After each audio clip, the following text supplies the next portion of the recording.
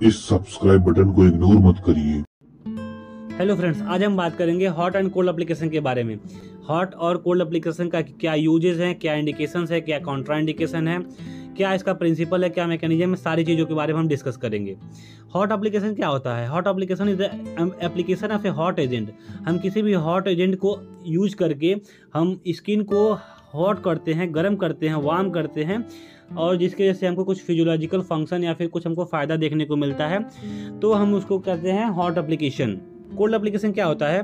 Cold application is the application of cold agent. हम इसमें cold agent का use करके स्किन को कूल करते हैं, आइदर वो मॉइस्ट फॉर्म में हो तो या फिर ड्राई फॉर्म में हो, और स्किन के सरफेस को हम क्या करेंगे, उससे कूल करेंगे। अब हम देखेंगे transfer of energy. Transfer of energy जो होता है मेनली 4 टाइप्स के होते हैं। पहला होता है कंडक्शन होता है। कंडक्शन मतलब किसी भी चीज़ के डायरेक्ट कांटेक्ट में आने से किसी चीज़ का मतलब एनर्जी का फ्लो होना। जैसे कि हम यहाँ पर डायग्राम में देख सकते हैं, यहाँ केटली है, केटली का जो हैंड पीस है वो भी गर्म हो जा रहा है, क्योंकि वो डायरेक्ट कांटेक्ट में है, इसलिए वो भी गर्म हो जा रहा है। तो इसको हम कहेंगे कंडक्शन। फिर आता है कन्वेक्शन। कन्वेक्शन मतलब होता है मूवमेंट की वजह से एनर्जी का पास ऑन होना। जैसे कि हम देख सकते हैं इसके अंदर, केटली के अंदर पानी है, तो जो नीचे सरफेस पर है वहाँ पर पानी ज़्यादा गर्म है, तो वो मूव करके ऊपर की तरफ एनर्जी को फ्लो करवा रहा है। ठीक है। अब आता है इवापोरेशन। इवापोरेशन मतलब क्या होता है? लिक्विड गैस के थ्रू ट्रांसफर होता है। इवापोरेशन मतलब जब भाप बनेगा तो वो जो निकल के आएगा उसमें जो एनर्जी का फॉर्म आएगा उसको हम कहेंगे इवापोरेशन। फिर आता है रेडिएशन। रेडिएशन में क्या होता है? इलेक्ट्रोमैग्नेटिक वेव के फॉर्म में निकलता है, जो हमें दिखेगा नहीं बट वो निकल जाता है। जैसे हम यहाँ डायग्राम में देख सकते हैं, रेडिएशन की वजह से दूर तक आग का एनर्जी हम फील कर सकते हैं। फिर आता है conversion. Transfer of one energy type two another, मतलब एक टाइप ऑफ एनर्जी से दूसरे टाइप में चेंज होना। जैसे ठीक है। अब हम देखेंगे हॉट एप्लीकेशन कब हम देते हैं, इंडिकेशन क्या है इसके। डिक्रीज पेन, ये क्या करता है? जब पेन डिक्रीज करना हो तब हम इसको देंगे हॉट एप्लीकेशन। मसल टोन को डिक्रीज करना हो तब हम देंगे। ठीक। इसके अलावा हीलिंग को प्रमोट करना हो, कहीं भी चोट लगा हो, कोई घाव हो गया हो, उसको प्रमोट करना हो तो हम हॉट एप्लीकेशन देते हैं। रिलीव डीप कॉन्जेशन, कोई भी डीप कॉन्जेशन हो रहा है उसको हम क्या करेंगे, रिलीव करेंगे। सॉफ्टन द ऑक्सीडेट्स, ऑक्सीडेट्स को सॉफ्ट करता है। प्रोवाइड वार्मनेस प्रोवाइड करेगा और स्टिमुलेट करेगा पेरिस्टाल्सिस को। पेरिस्टाल्सिस क्या होता है? हमारे जो जीआई ट्रैक का मूवमेंट होता है, जिसकी वजह से हमारा फूड क्या होता है, पास होता है, आगे बढ़ता है। अब हम देखेंगे कॉन्ट्रा इंडिकेशन। किस कंडीशन में हम नहीं देते हैं? मैलिग्नेंसी मतलब कोई भी कैंसर का फॉर्म है तो हम नहीं देंगे। वहाँ पे ब्लड को बढ़ा देगा, ब्लड फ्लो को बढ़ा देगा, तो ऐसे में क्या होगा कि वहाँ पे मैलिग्नेंट जो सेल होंगे वो उनके पास ज़्यादा ब्लड पहुँचेगा तो ज़्यादा ग्रोथ करेंगे, तो कैंसर बढ़ जाएगा। इम्पेयर्ड किडनी में कभी कोई प्रॉब्लम हो, हार्ट में कोई प्रॉब्लम हो, लंग फंक्शन में कोई प्रॉब्लम हो तो हम नहीं देते हैं। एक्यूटली इन्फ्लाम्ड एरिया में नहीं देते हैं, क्योंकि इन्फ्लामेशन में अगर हम देंगे तो वहाँ पे ब्लड का फ्लो और बढ़ेगा तो और इन्फ्लामेशन होगा। ठीक है। ऑन क्लाइंट विथ पैरालिसिस, जो पेशेंट पैरालिसिस हो चुका है उनको हम नहीं देते हैं, क्योंकि उनका जो स्किन होती है उनको पता नहीं चल पाता है पैरालिसिस की वजह से। ठीक है। अगर पता नहीं चल पाएगा उनको तो फिर क्या होगा, उनको बर्न हो सकता है। ओपन वुंड पर नहीं दे सकते हैं क्योंकि वो बर्न काज करेगा। एडिमा के कंडीशन में हम नहीं देंगे। क्यों नहीं देंगे? एडिमा के कंडीशन में अगर हम देंगे तो वहाँ पे क्या होगा, कैपिलरी का परमिएबिलिटी बढ़ जाएगा, जिसकी वजह से ज़्यादा फ्लूइड बाहर निकल के आएगा और एडिमा का लेवल और बढ़ जाएगा। हेडेक के कंडीशन में हम नहीं देते हैं। ठीक है। क्लाइंट विथ मेटाबॉलिक डिसऑर्डर, किसी को मेटाबॉलिक डिसऑर्डर हुआ है तो नहीं देंगे, क्योंकि मेटाबॉलिज्म को बढ़ा देगा ये। Client with very high temperature, जिसका ऑलरेडी टेम्परेचर बहुत ज़्यादा है, फीवर है, उसको हम नहीं देते हैं। ठीक है। कॉम्प्लिकेशन क्या क्या देखने को मिल सकता है हीट एप्लीकेशन का, हॉट एप्लीकेशन का।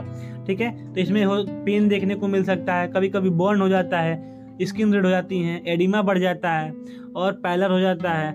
हाइपरथर्मिया होता है। हाइपरथर्मिया मतलब बॉडी का जो टेम्परेचर होगा राइज कर जाएगा। ठीक है। अब हम देखेंगे कोल्ड एप्लीकेशन का इंडिकेशन। किस कंडीशन में हम कोल्ड एप्लीकेशन प्रोवाइड करते हैं? पेन रिलीव करने के लिए। पेन कैसे रिलीव करेगा? ये क्या करता है, जो नर्व्स होते हैं हमारे बॉडी में, जो न्यूरॉन्स होते हैं, उनके कंडक्टिविटी को कम कर देता है, जिसकी वजह से वहाँ पे नम्बनेस हो जाती है, तो इस वजह से क्या होता है, पेन कम हो जाता है। प्रिवेंट गैंग्रीन से प्रिवेंट करता है। क्यों? कैसे करेगा?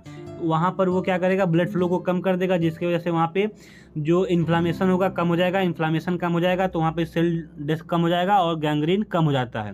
प्रिवेंट एडिमा अगर प्रिवेंट करना तो भी हम क्या करते हैं, कोल्ड एप्लीकेशन देते हैं। ठीक है। ये क्या करता है, इन्फ्लेमेशन को कम करता है और हैमरेज को कंट्रोल करना है। कहीं पे ब्लीडिंग हो रहा है, कोई वेसल्स से ब्लीडिंग हो रहा है, तो ऐसे टाइम पे हम क्या करेंगे, कोल्ड एप्लीकेशन देंगे तो वो क्या करेगा, वहाँ पे ब्लड वेसल्स के जो डैमेज्ड पार्ट होगा वहाँ पे कॉन्स्ट्रिक्शन कॉज करेगा, जिसकी वजह से ब्लीडिंग पे कंट्रोल कर पाएंगे हम। फिर क्या होता है, control the growth of bacteria. Bacteria के ग्रोथ को कैसे कंट्रोल कर लेंगे, कैसे, क्योंकि बैक्टीरिया फेवरेबल टेम्परेचर उसका 40 डिग्री सेल्सियस से ज़्यादा पर होता है, तो ये हम कब कोल्ड एप्लीकेशन देंगे तो उसका जो फेवरेबल टेम्परेचर नहीं मिल पाएगा, तो कंट्रोल कर पाएंगे हम। रिड्यूस द बॉडी टेम्परेचर को रिड्यूस करने के लिए कोल्ड एप्लीकेशन का हम यूज करते हैं। इसके अलावा कॉन्ट्रा इंडिकेशन क्या होता है, client in the state of shock collapse, जिस पेशेंट को शॉक हो, कोलैप्स हो, उसको नहीं देंगे, क्योंकि शॉक ऑलरेडी किसी भी पार्ट में ब्लड ना पहुंचने की वजह से होता है। तो अगर ऐसे पेशेंट को हम कोल्ड एप्लीकेशन देंगे तो ब्लड और कम पहुंचेगा, और कम पहुंचेगा तो शॉक का कंडीशन और सीवियर हो सकता है।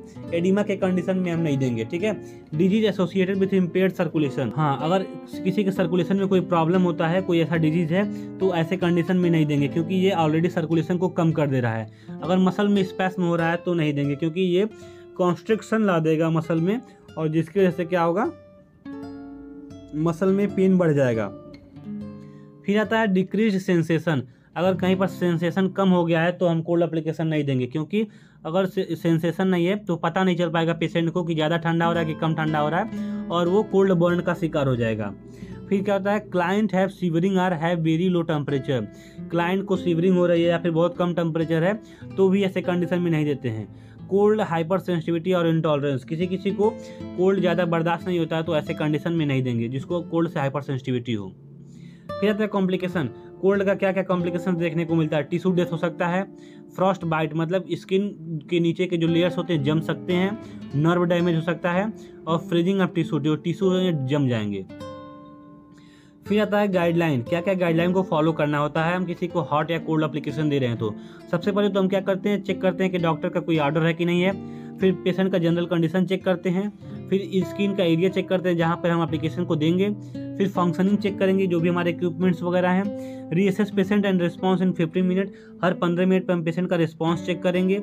Examine the place where the treatment will होकर, जहाँ पे ट्रीटमेंट करना है उस प्लेस को एग्जामिन करेंगे और रिकॉर्ड करेंगे पेशेंट के रिस्पांस को, हम पेशेंट क्या रिस्पॉन्ड कर रहा है।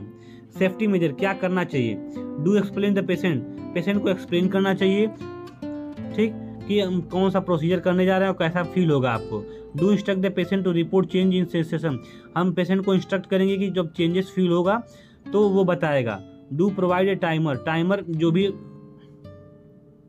टाइम के अकॉर्डिंग ही हम कोल्ड एप्लीकेशन प्रोवाइड करते हैं या फिर हॉट एप्लीकेशन प्रोवाइड करेंगे, टाइम से ज़्यादा नहीं करेंगे क्योंकि बर्न कंडीशन कॉज कर सकता है।